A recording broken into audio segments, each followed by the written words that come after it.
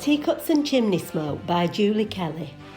Poems and monologues to take you down memory lane to the old smoky streets of northwest England. Put your feet up and make yourself a cuppa, and let's go on a journey together back in time.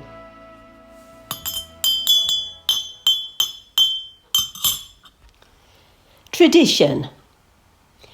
Look at her bout scarf, my gran'd mutter. God help them little uns she's saddled with. Either that's summat content with a mother like that going out bout head scarf. Now my gran were allers one for tradition. Her head scarf were on most at time. In fact, she'd never leave the house bout it.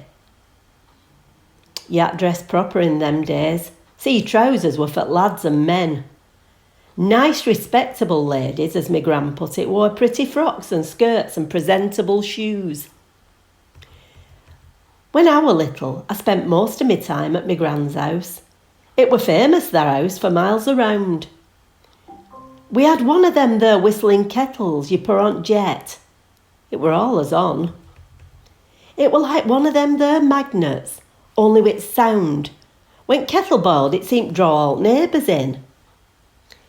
We didn't have much money then, nobody did. But there were allers summat to eat on table. It could be a fatty cake or a couple of biscuits. All posh folk nowadays call them curran cakes, or even curran buns, but you should have seen how much lard went in them. No wonder we called them fatty cakes.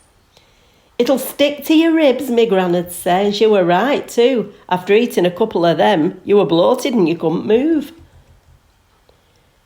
And everyone knew one another. All folk did. They went out private. You could spend the whole day going round shops because you bumped into people you knew. We didn't have supermarkets then like it is now. You went butchers for your meat, if you could afford it, that is. Confectioners for your bread, and ironmongers for your pan scrubs, mops, washing powder and soap, stuff like that.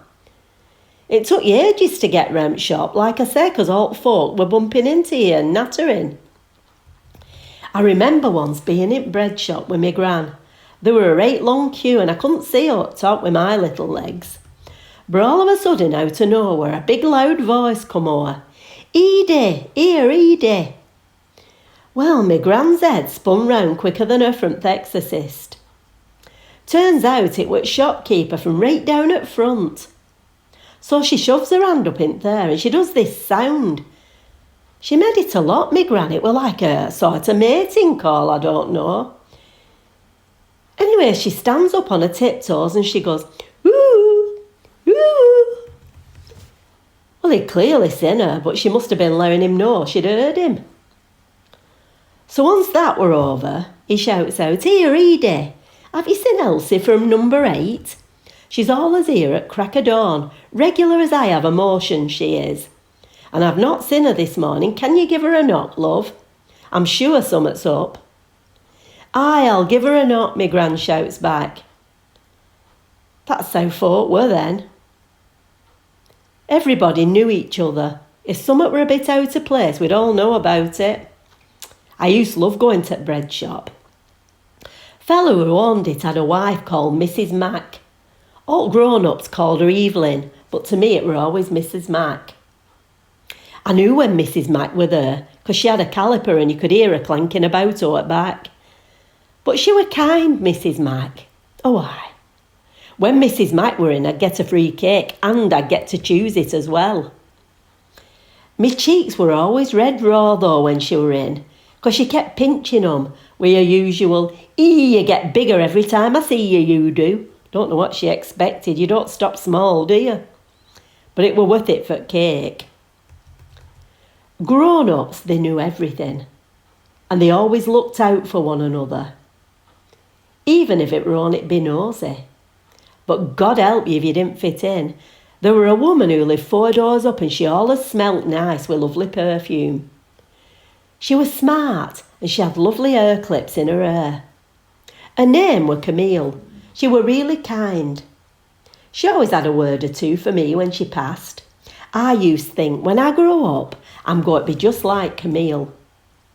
Sometimes I'd sit and stare. I were fascinated by her. One day my gran caught me stirring and she gave me a right clout round there. It were ringing for hours. Don't you be gawping at that one, she's a bad un.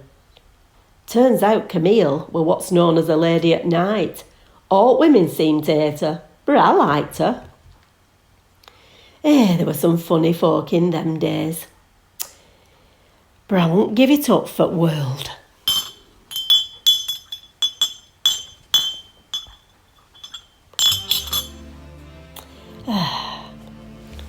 You've been listening to Tradition, a monologue from the Teacups and Chimney Smoke collection by Julie Kelly.